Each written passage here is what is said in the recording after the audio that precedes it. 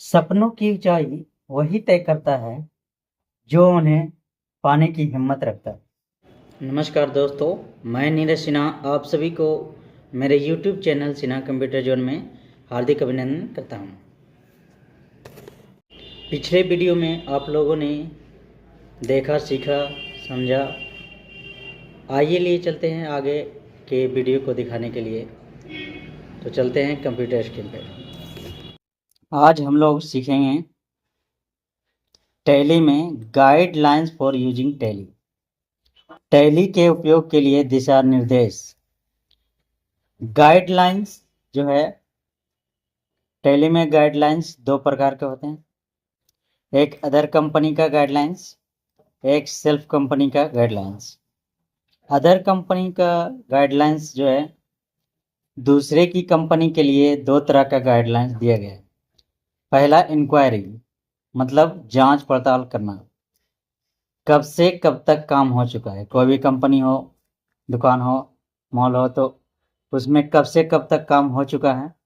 जैसे कंपनी अगर 2000 में खुली है और हम काम करने जा रहे हैं 2025 में, तो हमसे पहले का जो अकाउंटेंट था कब से कब तक काम कर चुका है। अगर वो 2015 तक किया, हम 2016 शुरू करेंगे। अगर वो 2020 तक किया तो 2021 से शुरू करेंगे। इस तरह से दिया है। पहला इंक्वायरी, दूसरा पासवर्ड। गुप्त कोड डालना, कह रहा है जिस कंपनी पर काम करने के लिए मिला है उसमें गुप्त कोड डालकर सुरक्षा प्रदान करना। उस कंपनी को प्रोटेक्टिव रखने के लिए, सुरक्षित रखने के लिए पासवर्ड का डालना बहुत ही ज़रूरी है, क्योंकि पासवर्ड डालने के बाद कोई उसका मिसयूज नहीं कर सकता है। दूसरा आता है सेल्फ कंपनी, मतलब स्वयं की कंपनी के लिए बहुत सारा गाइडलाइंस दिया गया है जिसे फॉलो करना पड़ता है। पहला है क्रिएट कंपनी, मतलब कंपनी का निर्माण करना। सबसे पहले कंपनी का निर्माण करेंगे, तैयार करेंगे। उसके बाद है दूसरा कॉन्फ़िगरेशन कंपनी, कंपनी की रूपरेखा तैयार करना। कंपनी की रूपरेखा से मतलब है, जैसे एक कंपनी है, उसको 4 भाग में बांट दिया गया है।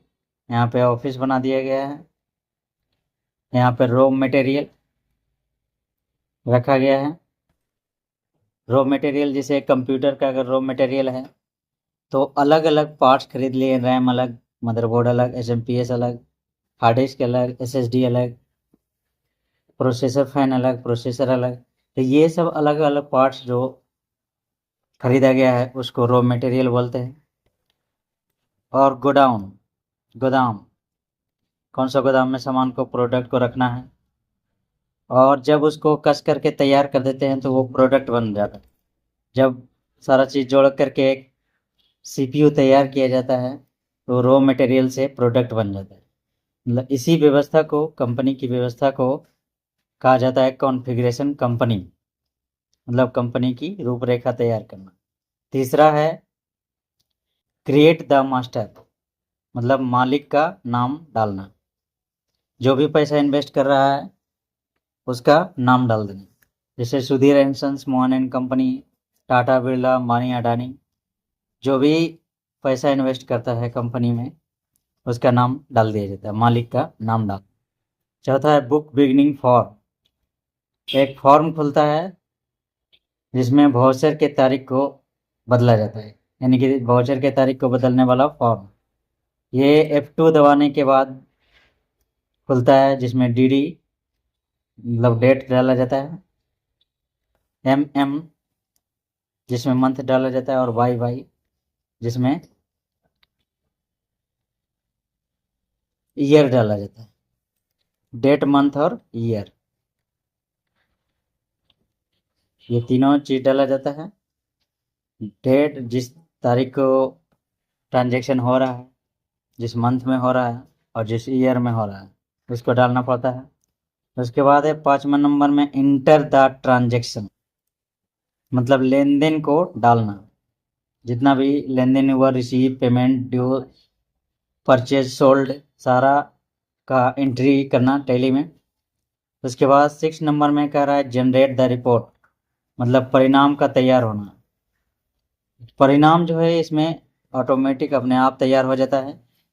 जैसे अगर हम एक्सेल में बनाना चाहेंगे तो खरीदने का अलग एंट्री बनाना पड़ेगा, बेचने का अलग बनाना पड़ेगा, और किसी का अगर बिल बनाना है तो उसे कॉलम वाइज बनाना पड़ेगा। लेकिन टैली में सिर्फ ट्रांजैक्शन किया जाता है, लेन देन किया जाता है, खरीद बिक्री किया जाता है।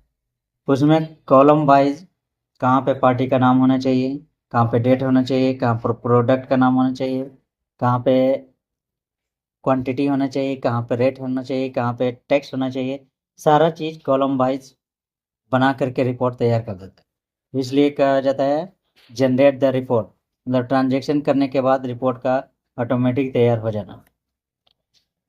7 नंबर में है वन टाइम इंफॉर्मेशन, एक बार की सूचना। इसमें कह रहा है कि जो प्रक्रिया केवल एक बार की जाती है उसे मालिक के नाम से भी जाना जाता है, वह वन टाइम इंफॉर्मेशन कहलाता है।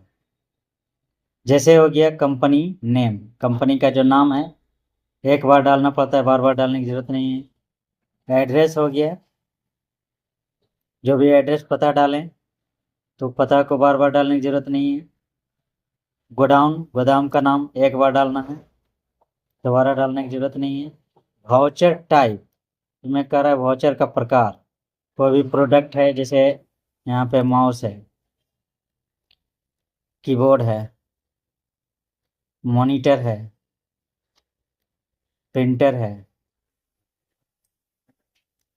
सीपीयू है, तो ये जितना भी है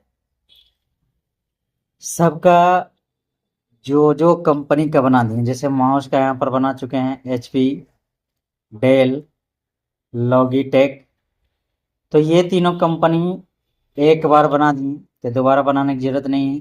खरीदने पर यानी कि परचेज करने पर भी इसी को सिलेक्ट करेंगे, इसी एचपी को, इसी डेल को, इसी लॉगिटेक को, और बेचने को सिलेक्ट करेंगे, खरीदने के बाद भी इसी को सिलेक्ट करेंगे, क्योंकि इसमें जो है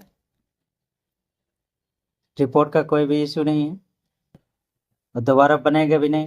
जब उसमें बनाएंगे तो लिखेगा डुप्लीकेट एंट्री, मतलब पहले से ये बना हुआ है, इसलिए इसको बनाना है। जैसे कीबोर्ड का है, ये बना दिए एचपी, डेल, लॉगिटेक, तो ये सब कंपनी बन गया। यहाँ पर मॉनिटर है, इसमें एचपी का बना दिए, डेल, सैमसंग। प्रिंटर का है, ब्रादर का बना दिए, कैनन का बना दिए, सैमसंग का बना दिए। तो ये सब कंपनी एक बार बनाना पड़ता है। जैसे सीपीयू है ब्रांडेड, यहाँ पर एचपी का बना दिए, डेल का बना दिए, जेब्रोनिक का बना दिए। ये सब एक बार बनाना पड़ता है, बार बार बनाने की जरूरत नहीं है, बार बार बनेगा भी नहीं। वहाँ पर डुप्लीकेट एंट्री का ऑप्शन आ जाता है। अगर ये 3 कंपनी के अलावा अगर चौथा कंपनी हम फिर ट्रांजेक्शन करते हैं, लेन देन करते हैं, परचेज करते हैं, तो उस कंपनी का प्रोडक्ट का एक बार फिर से बनाना पड़ेगा, वो भी एक बार है, दोबारा बनाने की जरूरत नहीं है। आगे है रिकर्निंग इंफॉर्मेशन, मतलब बार बार की सूचना। जो प्रक्रिया बार बार दोहराई जाती है उसे लेन देन के रूप में यानी कि नॉन ट्रांजेक्शन के रूप में जाना जाता है, जिसे रिकर्निंग इंफॉर्मेशन कहते हैं। एग्जाम्पल में परचेज ऑर्डर है, खरीदने का आदेश। जैसे ये जो प्रोडक्ट दिखाया गया है, माउस का एचपी, डेल, लॉगिटेक, फिर 5-5 पीस सब खरीद लिए, तो जब बिकेगा तो फिर दोबारा ऑर्डर देंगे, फिर बिकेगा फिर ऑर्डर देंगे, फिर बिकेगा फिर ऑर्डर देंगे, तो ये प्रक्रिया बार बार चलते रहेगा, इसलिए हो गया ये रिकर्निंग इन्फॉर्मेशन। वाउचर हो गया रसीद, रसीद की प्रक्रिया बार बार चलेगा, जब सामान खरीदेंगे, जब सामान बेचेंगे तो रसीद देंगे और प्राप्त करेंगे। इनवॉइस हो गया चालान, बैंक से जब पेमेंट करेंगे तो रिसिप्ट मिलेगा, जब भी बैंक से पेमेंट करेंगे तो एक रिसिप्ट मिलेगा, वो चालान कहलाता है। डेबिटर लेनदार हो गया और क्रेडिटर लेनदार हो गया, ईटीसी। मतलब एक से लेना एक को देना, ये प्रक्रिया चलते रहेगा। खरीद बिक्री का काम कहीं से खरीदेंगे कहीं को बेचेंगे। तो ये कहलाता है रिकर्निंग इन्फॉर्मेशन। इसी तरह के वीडियो को देखने के लिए और नए नए टॉपिक की जानकारी प्राप्त करने के लिए हमारे चैनल को सब्सक्राइब करें। वीडियो पसंद आए तो लाइक करें, सब्सक्राइब करें। जो भी हमारे यूट्यूब चैनल पे नए आए हैं तो सब्सक्राइब कर लें ताकि आपको आने वाले नए वीडियो का नोटिफिकेशन मिलता रहे। मिलते हैं अगले वीडियो में। नमस्कार।